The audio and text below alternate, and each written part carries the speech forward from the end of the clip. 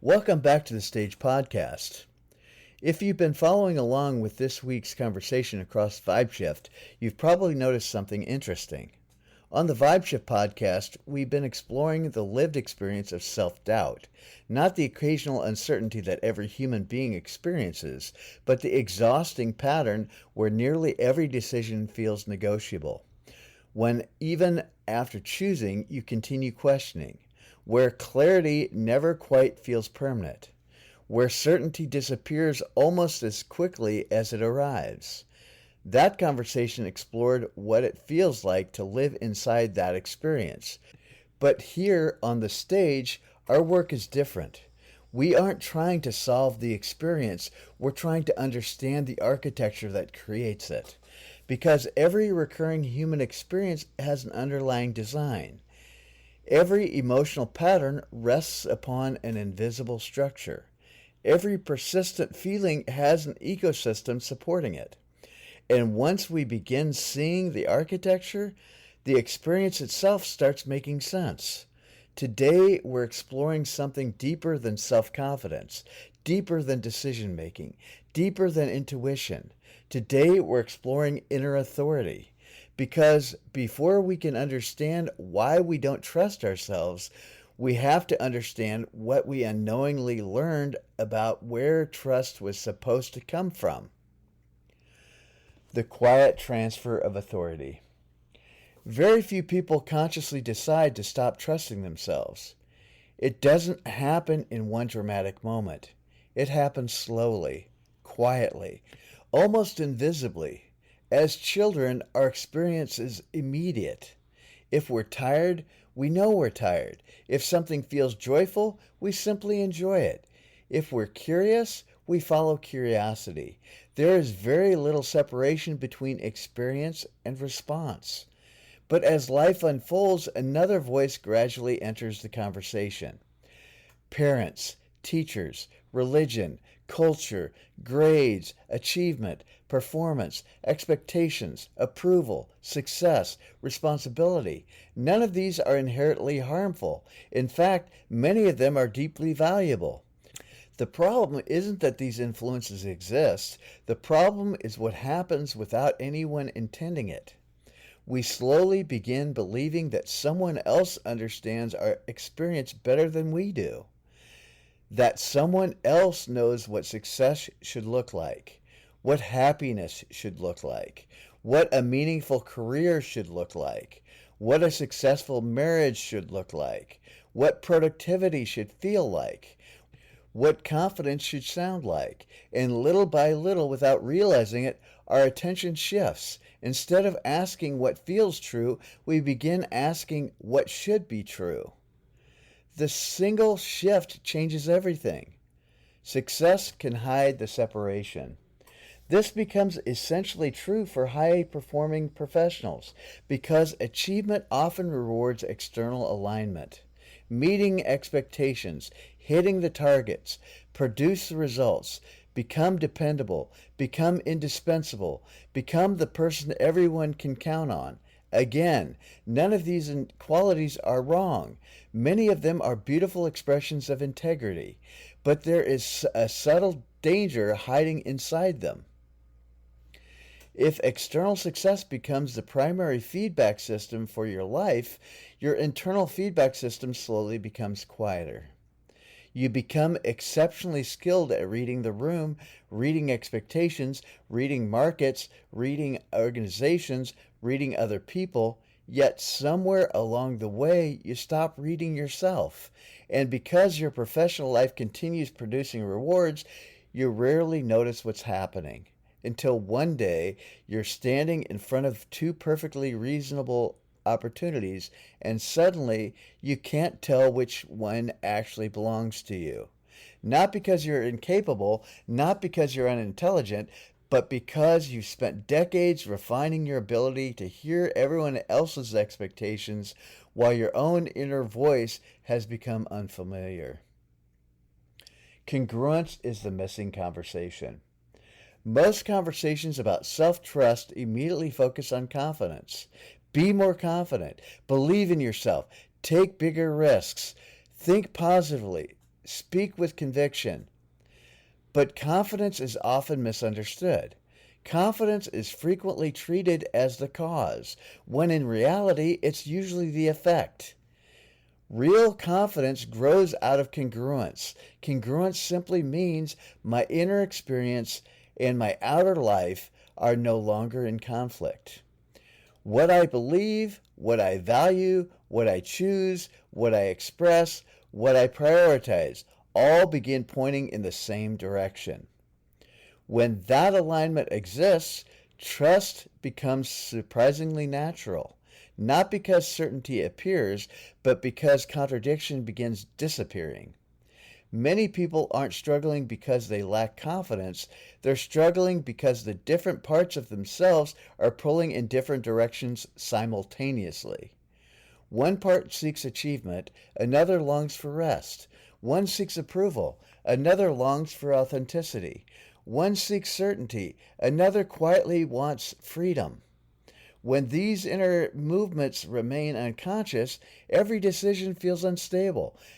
Not because you're incapable, but because multiple identities are trying to steer the same life. The architecture of borrowed knowing. One of the most fascinating aspects of human psychology is how easily borrowed knowledge begins feeling like personal truth. Think about how many beliefs you carry today: success, relationships, money, productivity, purpose, leadership, failure, retirement, worthiness. Where did those beliefs originate? Did you consciously choose them, or did you inherit them? Most of us inherited far more than we realize, and inherited beliefs aren't necessarily false. Some are profoundly wise, but inherited beliefs become dangerous when we never recognize that they were inherited. Because if I mistake conditioning for identity, I begin defending a life I never consciously chose, and eventually I find myself asking a heartbreaking question. Why doesn't this life feel like mine anymore? That question isn't evidence that something has gone wrong. It may actually be evidence that awareness has finally begun noticing the difference between inherited identity and authentic experience. Reflection. As we conclude the first part of today's conversation, I'd like to leave you with something to notice, not something to solve. This week, pay attention to how often you seek reassurance before trusting your own experience. Not because seeking wisdom is wrong, it isn't. The question is different. Do you seek advice to expand your perspective or to replace your own? Those are profoundly different movements. One strengthens inner authority, the other slowly transfers it away. And perhaps one of the most liberating realizations of all, self-trust isn't created by becoming someone new. It begins returning the authority for your life to the one person who has been living it all along. In part 2, we're going to explore one of the deepest reasons this transfer of authority happens in the first place. The identity we construct to belong, succeed, and survive, and why those identities often become louder than the self who created them. Because once we understand how identity is formed, we can finally understand that trusting ourselves sometimes feels so incredibly difficult. Part 2, the identity that learned to lead. When the self becomes a strategy. In the first part of our conversation, we explored how inner authority is gradually transferred away from our own experience and toward external expectations. Not because anyone intended to deceive us, not because we're weak, but because this is, in many ways, how human beings learn to function within families, schools, organizations, and cultures. We begin by learning how to belong. Eventually, many of us forget to ask whether we still belong to ourselves, and that brings us to a deeper question. If we don't trust ourselves today, what exactly is the self we've been trusting instead? Because one of the most profound insights in human development is this: Most of what we call our identity is not discovered. It is assembled. It is constructed over time, not falsely, not maliciously, but adaptively. As children, we constantly ask a question we rarely have words for. What version of me is most likely to be accepted here? Sometimes the answer becomes the responsible one, sometimes the achiever, the peacemaker, the strong one, the independent one, the one who never needs anything, the one who always has the answers. None of these identities begin as deception, they begin as intelligence, as adaptation, as love, as survival. The remarkable thing is that these identities often work. They earn approval. They create opportunities. They build careers. They develop reputations. People begin describing us with these identities. And eventually, we begin describing ourselves the same way. But every adaptive identity comes with an invisible cost. It quietly asks us to remain loyal to the version of ourselves that once kept us safe, even after we no longer need that protection. Success doesn't end identity. Many people assume that success frees us from insecurity. In reality, success often strengthens identity. Imagine someone who has spent 30 years becoming known as a dependable leader, the person who solves every problem, the one everyone calls during a crisis, the person who never appears uncertain. Over time, this identity becomes more than a behavior. It becomes obligation. Now something subtle begins happening. Every new experience is filtered through a silent question. Will this threaten who everyone believes I am? Not, is this true of me, but can someone like me do this? Do you see the difference?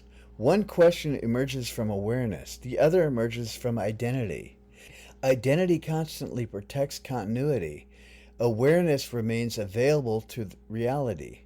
This is why genuine transformation often feels so uncomfortable, not because change itself is difficult, but because identity experiences change as loss. It whispers, if I stop being this person, who will I be? The difference between identity and presence. This distinction may be one of the most important conversations we have on the stage. Identity answers the question, who have I learned to become? Presence asks a very different question. Who is aware of all of that becoming? For a moment, simply notice something. Throughout your life, your roles have changed. Perhaps you've been a student, a spouse, a parent, an executive, a caregiver, an entrepreneur, a patient, a leader, a retiree. Some of those roles lasted years, some lasted decades, some ended unexpectedly. Yet something remarkable remained. The awareness that experienced every one of them. Your roles changed, your circumstances changed, your opinions evolved, your priorities shifted, your career transformed, your relationships developed. Even your personality matured, and yet there has always been something quietly present, watching all of it unfold. That awareness has never needed a title. It has never required a promotion, and it never depended upon anyone's approval. It simply witnesses, it notices, it experiences. Perhaps the deepest misunderstanding we carry is believing that we are the identities we have accumulated, rather than the awareness capable of observing every one of them. Why congruence feels like coming home. This helps us understand something many people describe but struggle to explain. There are moments in life when we suddenly say, I finally feel like myself again. Notice the language. We don't usually say, I finally became someone new. We say, I feel like myself, as though something familiar has quietly returned. Because congruence doesn't create the authentic self. It removes what has been obscuring it. Imagine sunlight behind clouds. The sunlight doesn't need improvement. It doesn't need coaching. It doesn't need more confidence. The clouds simply need to move. Much of what we call personal growth is not adding something new, it is allowing what has always been present to become visible again. This is why awareness is so transformational. Awareness doesn't fight identity, it illuminates it. And once something becomes fully seen, it can no longer operate unconsciously. Borrowed authority creates borrowed living. Let's return to the idea we introduced in part 1, borrowed authority. If I continually rely upon other people to determine what success means, eventually I begin living borrowed definitions. If I borrowed someone else's definition of fulfillment, I eventually pursue someone else's destination. If I borrow someone else's understanding of purpose, I may spend decades accomplishing goals that were never actually nourishing to me.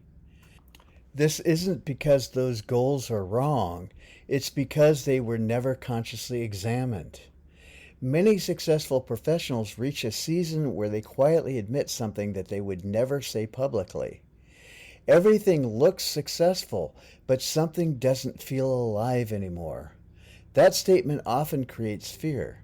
People immediately wonder if they should quit their career, move, divorce, sell everything, start over. Sometimes those changes are appropriate, but often the external circumstances are not the primary issue.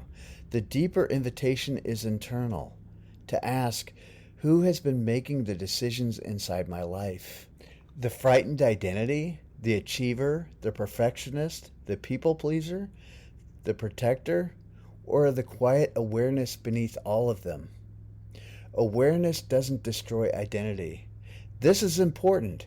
The goal isn't to eliminate identity. Identity has practical value. We need names, professions, responsibilities, relationships, roles. The problem isn't having an identity. The problem begins when identity becomes the only voice we can hear. Awareness allows identity to become flexible. Instead of being trapped inside the role, we become capable of expressing the role. That is an enormous difference. Now, the executive becomes an expression of awareness, not awareness itself. The parent becomes an expression of awareness, not awareness itself.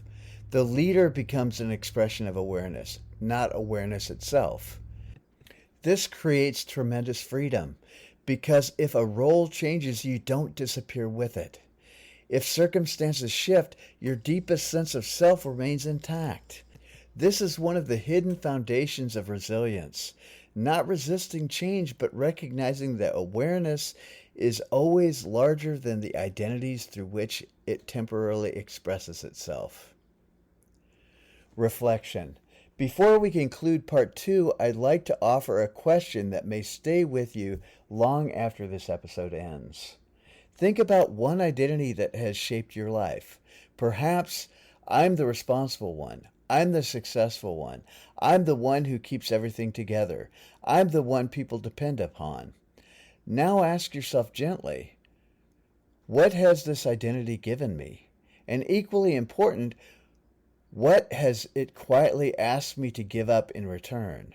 Not as a judgment, not as regret, simply as awareness. Because awareness begins revealing that every identity carries both gifts and costs. And the moment we begin seeing both, we become free to choose our relationship with it rather than unconsciously living inside it. In part 3, we'll explore how this awareness becomes lived experience. We'll discover why genuine self-trust is not the result of trying harder to believe in ourselves, but to allow our lives to become increasingly congruent with a deeper intelligence that has been quietly present all along. There we'll examine what it means to reclaim inner authority, not as an act of willpower, but as a natural expression of alignment. Part 3. Returning to inner authority. Beyond confidence. As we bring today's conversation to a close, I'd like to begin with an observation that may reshape the way you think about self-trust forever. Most people spend years trying to become more confident. They read books about confidence. They attend seminars on confidence. They practice confidence. They repeat affirmations about confidence. They try to convince themselves that they are capable. And while confidence certainly has its place, I wonder if we've been asking the wrong question. Because confidence is often directed towards the future. Can I do this? Will I succeed? Will I make the right decision? Will this work out? Self-trust is something entirely different. Self-trust isn't confidence that life will unfold the way you hope. It is quiet willingness to remain deeply connected to yourself regardless of how life unfolds. Those are not the same thing. One depends upon outcomes, the other depends upon relationship.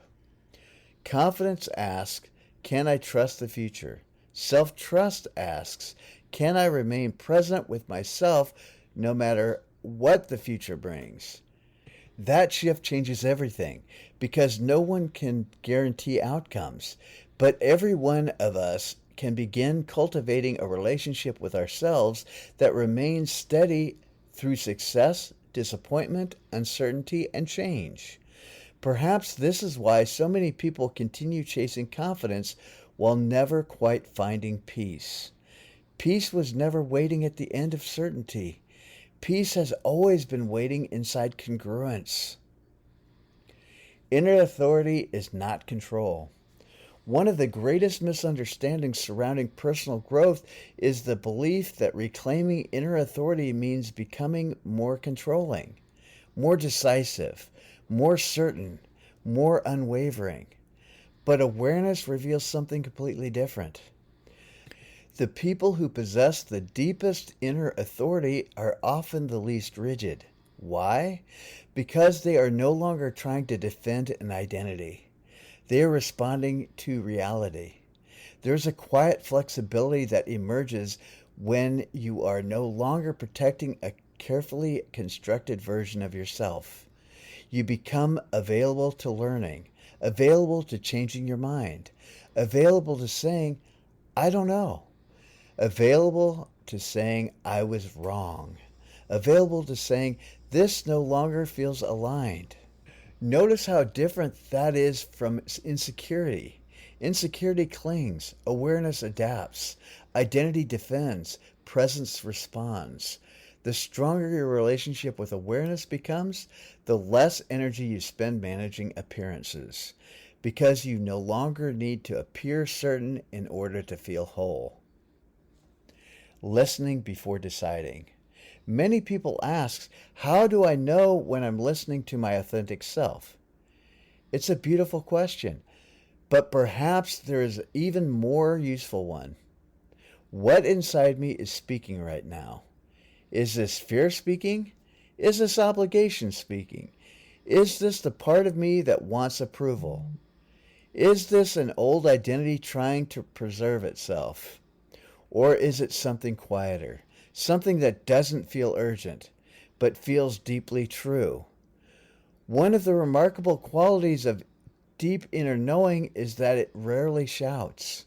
It doesn't compete for attention. It doesn't create panic. It doesn't demand immediate action. It has a different quality altogether. It often arrives with simplicity, with spaciousness, with a quiet sense of this feels honest. Not this guarantees success, but feels true. The mind often seeks certainty. Awareness seeks congruence. And over time, you begin recognizing the difference. The courage to disappoint an identity. There's another realization that deserves our attention. Every authentic life eventually disappoints an identity, perhaps several. If you've spent decades being the one who keeps everyone happy, there will come a moment when authenticity disappoints the people pleaser. If you've built your worth around achievement, there will come a season when authenticity disappoints the achiever. If your identity has developed upon always appearing strong, there will come a moment when authenticity invites vulnerability. This is why growth often feels like grief, not because we're losing ourselves, but because we are releasing versions of ourselves that once protected us. There's a tenderness in that process. Compassion belongs in that process because those identities were not enemies. They were expressions of intelligence. They helped us navigate the life we were living then. We simply no longer need them to lead the life we are living now. And perhaps the most beautiful act of gratitude we can ever offer those identities is not allowing them to remain in charge forever. Living from congruence. So what does reclaiming inner authority actually look like? It is often far quieter than people imagine. It may look like pausing before saying yes. It may look like noticing your body tightening before making a commitment. It may look like allowing silence into conversations where you once rushed to answer. It may look like admitting, I need more time before I decide. It may look like choosing rest without explaining yourself. It may look like changing direction after years of believing you couldn't. It may look like declining opportunities that no longer reflect your values. It may look like speaking honestly with someone you love, or simply recognizing, this life I'm living no longer reflects what I know to be true. None of these moments are dramatic. Most of it will never appear on social media. Few people will applaud them, but they quietly rebuild something extraordinary. The relationship between awareness and action, between inner knowing and outer living. Every time those two move together, self-trust deepens, not because you approve yourself, but because you honored yourself. The architecture of wholeness. Today we've explored the architecture beneath self-trust. We've discovered that self-doubt often isn't evidence of inadequacy. It is evidence of disconnection.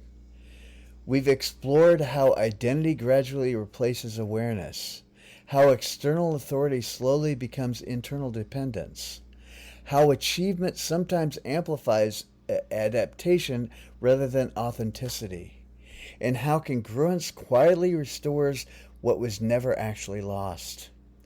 Perhaps this is the most liberating realization of all. Your deepest self has never disappeared. It has never abandoned you. It has never stopped speaking. It has simply been waiting beneath the extraordinary amount of noise that modern life encourages us to mistake for wisdom.